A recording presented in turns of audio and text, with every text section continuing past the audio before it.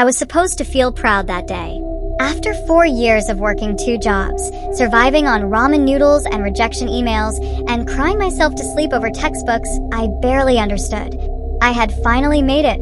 I was graduating with honors. Not just the first in my family to finish college, but the first to do it without my dad. Well, until he showed up, uninvited, with her.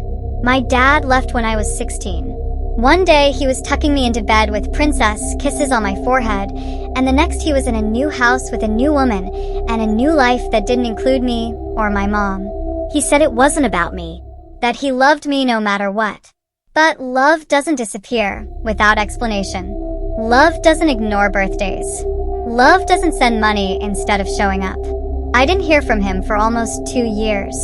Not until I got accepted into college. Suddenly, he wanted to rebuild. Suddenly, he was proud of me. Suddenly, he was just busy before, but now wanted a real connection. I was cautious, but hopeful. So I let him back in. Texts here and there. A few video calls. A birthday lunch that ended with him saying, "I'm sorry for the past, but let's move forward." And then, he went quiet again. For 6 months this time. By the time graduation came, I'd stopped expecting anything. My mom, my best friend Talia, and my Uncle Dave were all I needed. Or so I thought. I spotted him from across the ceremony lawn. Sharp suit. New watch. Smiling like nothing had happened. Beside him stood Marissa, his new wife. The woman he left my mom for.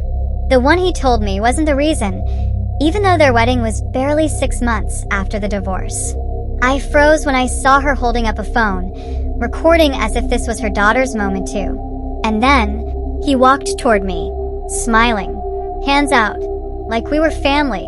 "You look beautiful," he said, hugging me before I could react. I didn't hug back. "What are you doing here?" I asked, heart pounding. "I came to support you. I'm your father." That word, father, hit differently when it came from someone who forgot how to be one. "I didn't invite you." He sighed, like I was being unreasonable. "You don't mean that.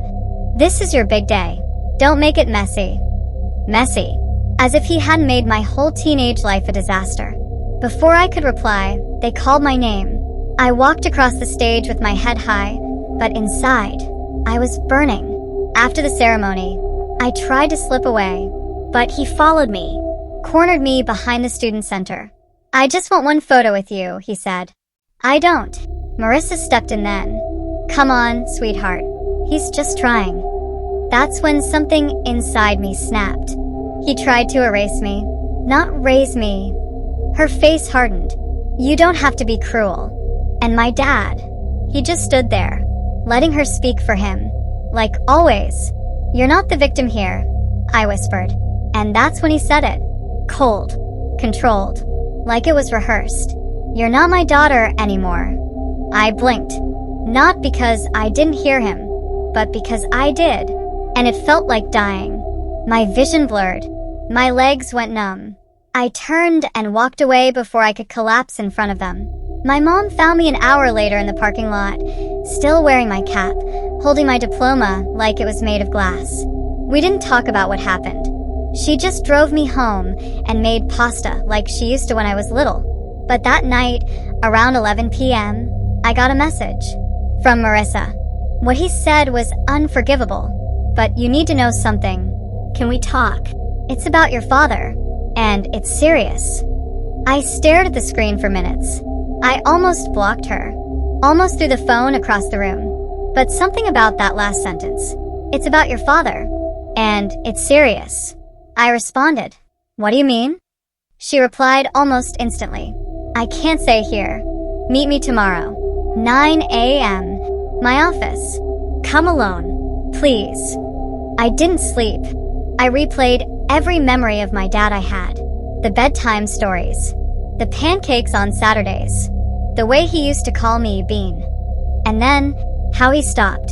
The next morning, I stood outside her office building. My palms were sweating.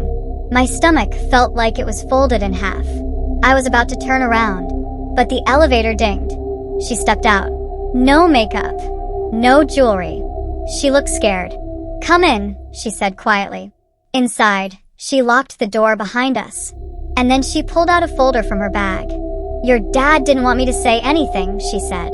But he's in trouble. And you might be the only one who can fix this. Because he's been using your name. I didn't understand at first. Using my name? Marissa slid the folder toward me. Her hands were shaking.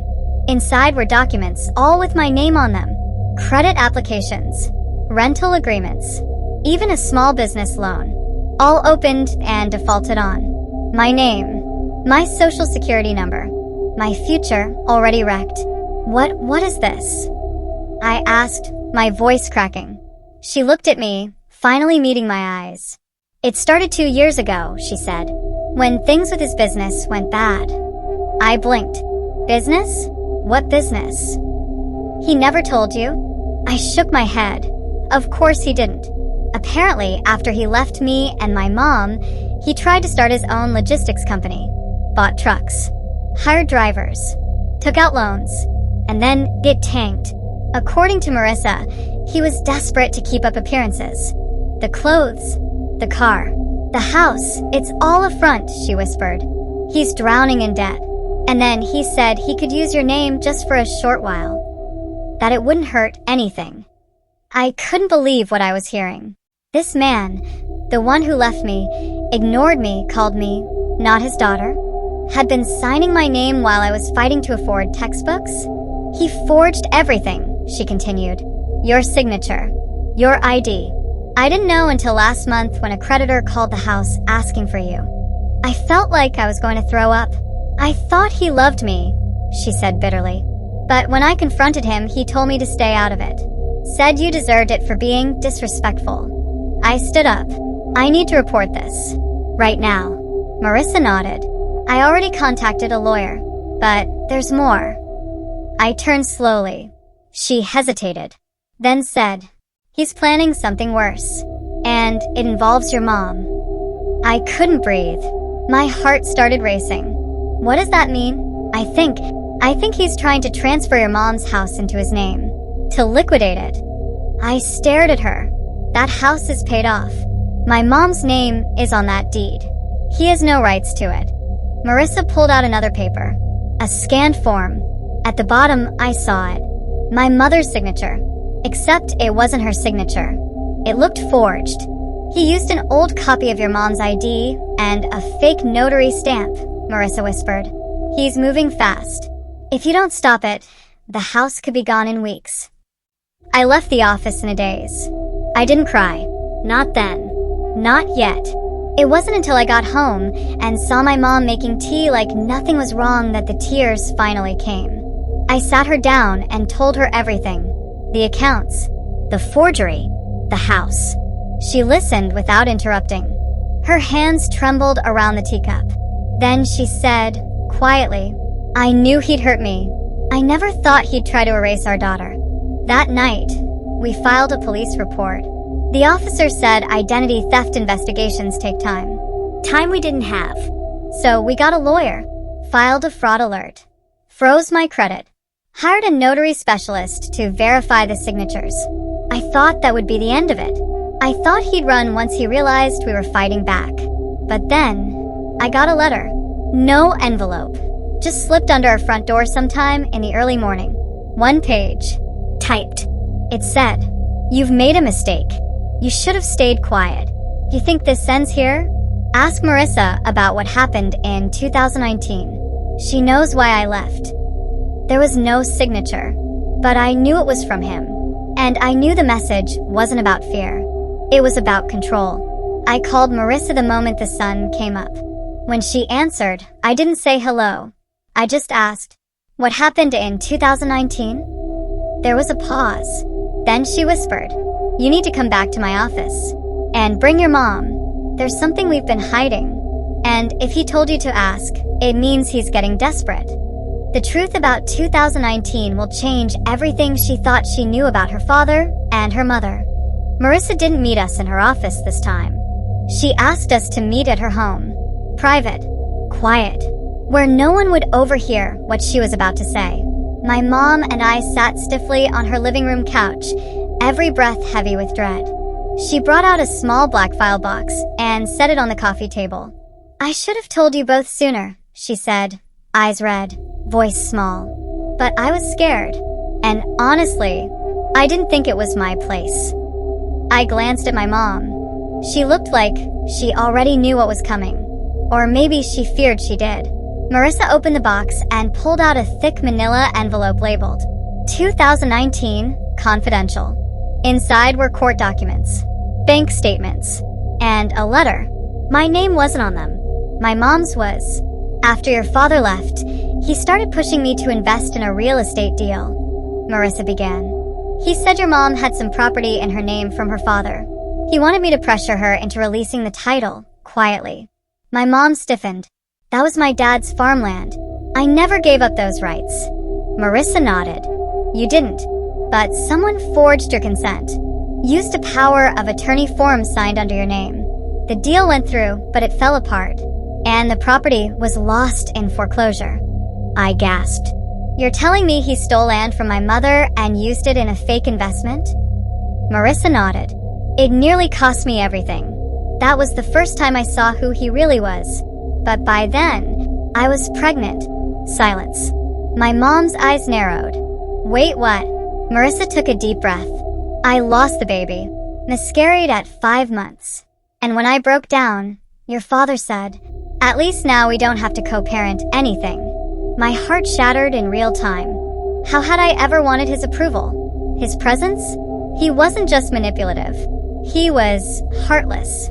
"I stayed," she said, crying now, "because I thought if I left, he'd ruin me like he ruined you." My mom reached over and placed a hand on hers. It was the first time I saw them as two women broken by the same man. We spent the next hour documenting everything: the property, the power of attorney, the forged forms. But something still felt off. "Why bring all this up now?" I asked. Marissa hesitated. "Because I think he's planning to vanish." She showed us a recent withdrawal from their joint account. $47,000. Gone in a day. No explanation. He started selling things quietly. Watches, equipment, stocks. "I think he's going off the grid." My mom nodded.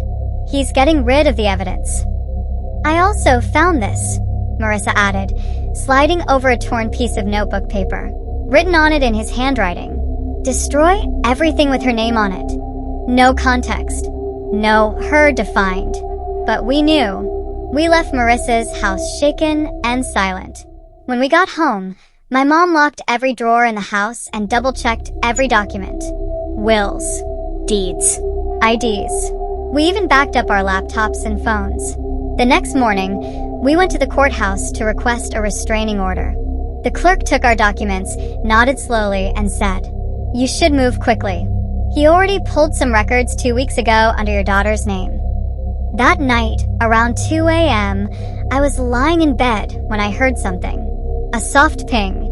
My phone. One message. From a blocked number. It read, "You just couldn't keep your mouth shut." Attached was a photo of me, taken outside the courthouse. I had a coffee in hand, head down, walking next to my mom. Someone had followed me. I ran to the window, looked outside. No car, no movement, just the hum of streetlights. I called Marissa. She didn't answer. I called again. On the third ring, she picked up. Her voice was shaky. "I got the same message," she whispered. "And one more thing." Pause. "He knows I talked. He said if I don't fix it, he'll do to me what he did in 2019. "What does that mean?" "I don't know," she said, "but I'm scared." The next day, Marissa didn't show up to work. Her phone went straight to voicemail.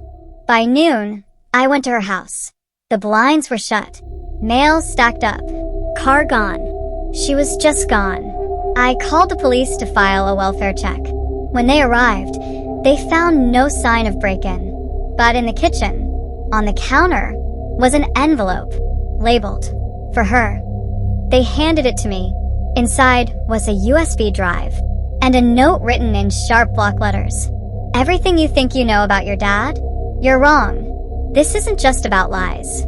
This is about someone he hurt. And what he's trying to hide involves more than one family. What's on the USB drive will finally reveal the man her father really is. But is it already too late to stop what's coming?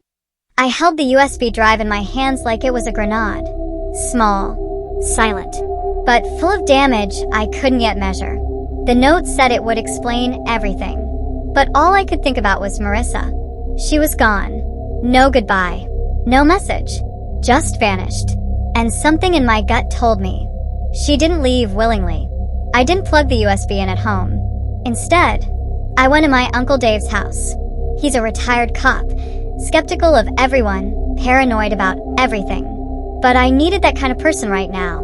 He set up his old secure laptop, closed every curtain in the room, and said, "Let's see what your father's hiding." The USB had one folder, labeled Truth. Inside, 5 video files, 3 scanned documents, 1 voice memo. We started with the first video. It was a recording, taken on someone's phone, handheld and shaky. The footage showed my father, in an office, arguing, screaming, actually, with a man I didn't recognize. "You said you'd clean it up," my dad barked. The man, nervous, sweaty, just kept saying, "It wasn't supposed to happen like that." Then my dad said something that turned my stomach. "If she talks, we're done. We'll both go down." He didn't say a name, but then the camera turned slightly. In the reflection of a glass frame behind them, I saw her, Marissa. She was holding the camera. She was the one recording everything. We played the second video. More footage of my dad. Different day, different location. This time, he was meeting someone in a parking garage. The audio was rough, but clear enough to catch 3 words. Her name. Just sign it. Another forged document. Another deal in my name. But then the man hesitated and said, "You're sure she won't find out?" My father laughed. That cruel, slow, arrogant laugh I'd heard my whole childhood when he thought he had won. "She's too busy playing Daughter of the Year. She thinks college makes her untouchable." By the 3rd video, I was shaking. It showed the real reason Marissa had recorded all of this. She was trying to build a case. In the footage, she sat at her desk, speaking directly to the camera. "If you're watching this, I'm probably gone. Not dead, just silenced. He's dangerous. He's lied to everyone, including his daughter. And if she's still alive, she deserves to know." It wasn't just identity theft. It wasn't just fraud. He was involved in a real estate scam that led to someone's suicide. My mouth went dry. Her name was Christina Reyes. She lost her house because of a forged title. Same scam he tried on your mother. And after her suicide, he falsified an alibi and paid off a witness. It's all in the files. I looked at my uncle. His jaw was clenched so tight I thought his teeth might break. He clicked open the scanned documents. There it was. A forged deed. A falsified notary stamp. A death certificate. My father didn't just lie. He helped destroy someone. The last file was a voice memo. Marissa's voice again. To his daughter, "If you're still standing after this, I want you to know something. He was never proud of you. He envied you. Your strength. Your fire. You reminded him of what he couldn't control. He said once, she only got that scholarship because she wanted to prove she didn't need me. He's terrified of women who don't need him. That's why he tried to erase you." I broke. Right there in my uncle's living room. I screamed. I cried. I collapsed. Because this wasn't just betrayal. This was evil disguised as family. As fatherhood. As love. Everything he said, everything he built, it was fake. I had spent years trying to impress a man who saw me as a threat. We took the USB straight to the police. This time, they didn't treat it like another fraud case. They launched a formal investigation, tied the footage to the Reyes family, verified the forged deeds, opened a cold case inquiry into Christina's suicide. An arrest warrant was filed, but he was gone, disappeared, just like Marissa.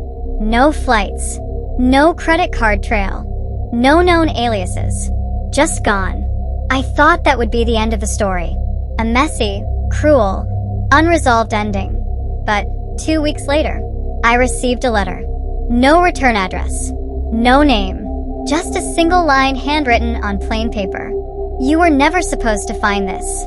But if you keep digging, you'll end up just like her. And underneath it, a photo of me, sleeping, taken from inside my bedroom. This was supposed to be about closure, about reclaiming my name, my future, my life. But now I realize the nightmare isn't over. Because he's still out there, still watching, still trying to silence me. But I'm not afraid anymore. I have the truth. And I'm not backing down.